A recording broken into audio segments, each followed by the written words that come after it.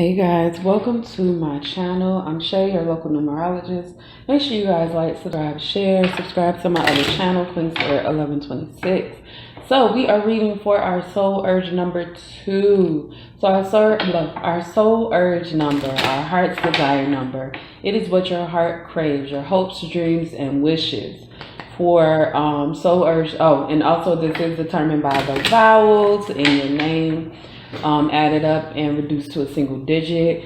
So twos are of peace, comfort, security, just very, you guys have a very empathic nature, and you're kind of like somebody who wants to feel comforted and secure by the people around you.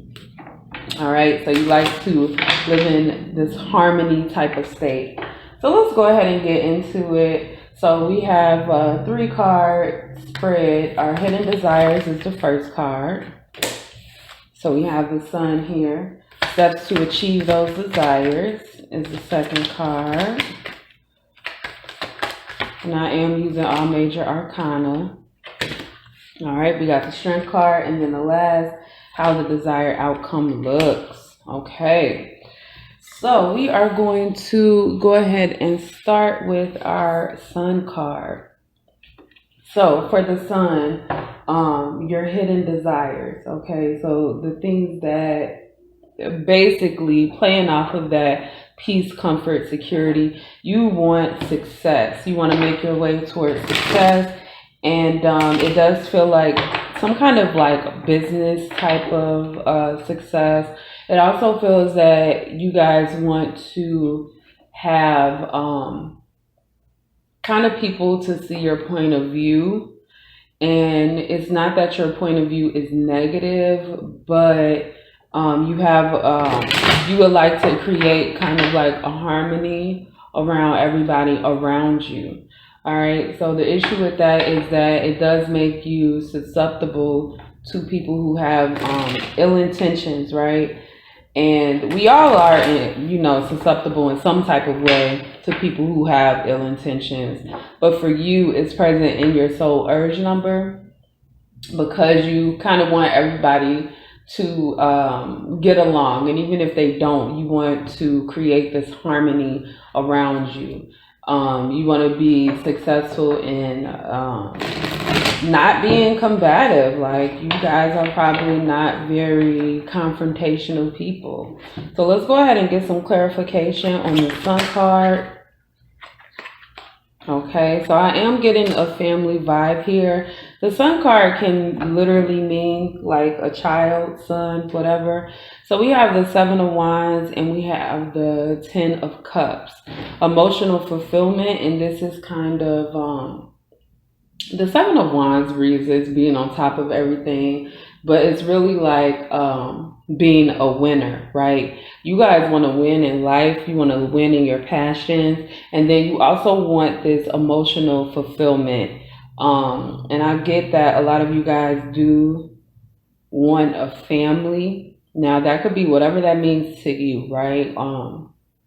Family means something different to us all. Maybe it means something the same to a few of us. But at the end of the day, family is like a group of people, even if it's you and this other person, a group of people that is supportive, compassionate, willing to compromise, somebody that will put your needs first when you need it. You know what I'm saying? So a lot of times I talk about us being in this position where, hey, we have to put ourselves first or something like that. But if you are very close to somebody and you care about them a lot, there will be times where you will put yourself on the back burner to make sure that they are taken care of or whatever. Now, you don't want to do this to the detriment of yourself, but as family, as somebody that we care about, as somebody that we enjoy being around, this is a compromise that a lot of us will make. It is a temporary compromise. This isn't something that happens forever over the long haul of a relationship. It just does not. Okay, so Okay. So I saw the Eight of Swords at the bottom of the deck, and it's definitely giving a vibe that you are kind of stalled, right, by this mentality of can't we all just get along, and it's not working, right? You want justice, you want to celebrate, you want people to be kind of on the same accord. You have this desire to not only get justice for yourself in life, but to get justice for everybody around you. You want people to celebrate your positive movement. You want people around you to celebrate and support when you've gone forward, when you graduate, when you get that raise, when you get that promotion, when you find the love of your life, when you have a kid. You want the people who love you to celebrate with you. All right, so let's go ahead and move on. So the second card is what are the steps to achieve this? And we have the Strength card. The Strength card is about overcoming your ego, right? It is about being true to yourself, right? So I'm going to point out both of these two cards that came out first is Leo energy. Leo rules the fifth house, right? The fifth house, which houses the sun, ego, sense of self, your natural identity, your authenticity, your truth, right? So Spirit is saying, make sure you are true to yourself, because the issue with trying to please everybody around you, or trying to get everybody to behave one way, or react a certain way to you, is that you can lose yourself trying to make other people react to you however, right? And this is why I do the attitude number readings, because your attitude is kind of like that energy that you give off, but it's something that you can control yourself. So you want to match up how you perceive yourself to make sure you are showing that to the world. And if you're able to change others' perspective of you, that's fine. But if not, you know that you are being like your ideal self. So let's go ahead and clarify this Strength card. Queen of Cups. Let's say you emotional, honey. You're emotional. Okay. So what I'm getting right here with these three cards is to use your emotions as an opportunity to move forward. Now, somebody who cares about you is going to care how you feel. They're going to care what you think about them. They're going to care about your opinion. They're going to care when they hurt you. They're going to care when they cross you. And they're going to make those changes to not do those things again. So you want to make sure that if somebody is constantly crossing you, dismissing how you feel, dismissing like the hard work that you do, that you kind of separate yourself from them, right? This isn't about ego, and this is something that you are going to have to realize. Even if, let's say for instance, you have these emotions, right? And in the end, you find out that, hey, you cut this person off and it wasn't really their fault, because you had some emotions where, in the future time, you deemed that they just weren't valuable. They didn't work for you, or you had these emotions for a specific reason, and now you're over whatever that specific reason is. It's important that you understand where your emotions are coming from, and you can't do that by putting them on the back burner, right? So if somebody is not respecting that, you still have to separate yourself from them, because your emotions, your feelings, whatever it's called, look, they're very important in your personal spiritual growth and development. A lot of times we'll look at something like, and you'll just have a feeling about it, and you're just like, well, that's just how I feel. Well, no. Why do you feel that way? Get to the bottom of it, because sometimes people can have ill intentions, right? And consciously we don't know that, but our subconscious is all about our interaction and our feelings for and about other people. So make sure you keep that in mind. Let's grab one more card here for the steps to take. The strength card. I want this one. High Priestess. Okay, and then we got Seven of Coins at the bottom. So y'all know I love the Seven of Coins because it is the best representation of the number 7 in numerology. It just is. It just is. It is a trial and error card. How does it work? What am I doing? All right, so a couple things. High Priestess and the Queen of Cups are both cards representing the zodiac sign of Cancer, right? Cancer represents our 4th house. Cancer is represented by the moon, not in tarot, but in astrology, it's represented by the moon. How we feel, it's nurture, how we care about ourselves. 4 is also a number of basic foundation and security. There goes that word again, security. So you guys need to make sure that you're not only secure with yourself, but also secure with the people around you, right? So one thing about the High Priestess is that she has hidden knowledge, right? Damn, we even got the moon right here above her. High Priestess has hidden knowledge. And this is something that can come off as being very secretive, right? So what I'm getting is that if you feel somebody is keeping some kind of secret from you that is detrimental to your space, you should talk to them about it. But I'm also getting that sometimes you can keep your personal feelings a secret. Sometimes you can hold them back. And this is something that you're going to act on anyway. So go ahead and have a look at the way that you're feeling about things and the way that you do things and really recognize how it's affecting you outwardly, right? 7 of Coins, trial and error. What's working, what's not working. So our last card is the Devil. Devil is represented by Capricorn. Capricorn is Saturn, father of the zodiac, right?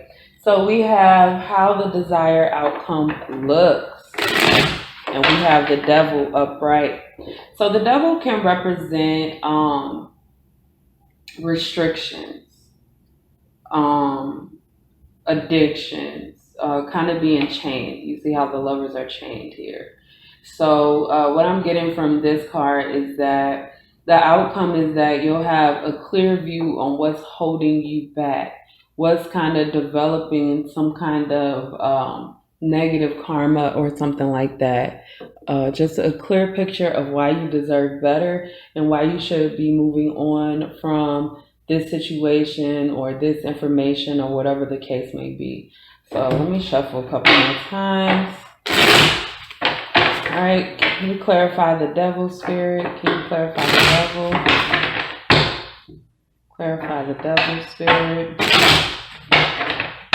I saw the Hierophant and I saw the 7 of Swords. So you guys are going to really realize how some kind of idea or some kind of expectation has been holding you back. A while ago, I saw this meme that said, you are a slave to the rules that you live by. And a lot of times we create these rules because we think that's what's going to get us far in life. And sometimes we need to make sure we're kind of adapting. I don't want to say changing, but adapting our morals and ethics to our experiences. Not to just ignore everything that we've experienced and pretend like, oh yeah, well, that shouldn't have happened like that because this is not how it works, when clearly it does work just like that because you saw it work like that. All right, so let's go ahead and clarify this Devil card, clarify the Devil Spirit. 9 of Cups and the Ace of Swords. All right, so what I'm getting is that there have been some kind of fulfillments that are based on a lie. I don't remember what story this is, but when this card comes out right here, Nine of Cups represents fulfillment. You see in here, this looks like two women, but it's not. Whatever fairy tale this is, and I forget the name of it, but I just remember the point. This is a man pretending to be a woman because this woman is only interested in women. She's not interested in men. And so he pretends to be a woman so that he can make her fall in love with him. And so this fulfillment to me is something that is very artificial and superficial because you can't build something based on the foundation of a lie, which is why we have the Ace of Swords, which is the truth. You guys are going to see the truth about some kind of change, about somebody trying to represent themselves as something else so that they can be in your life, so they can get that love that you give just effortlessly and so willingly. All right. What else on the Devil Spirit?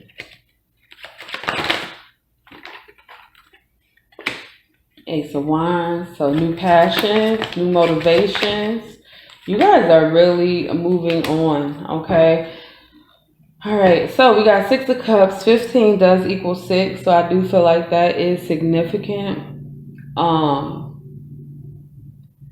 There may be some kind of Six of Cups is about memories, right? It could be about some kind of like familial memories, some time you spend with your family in childhood or something like that. It really feels to me like there's a lot that you've been holding on to from the past that you are going to see that has been breaking your heart.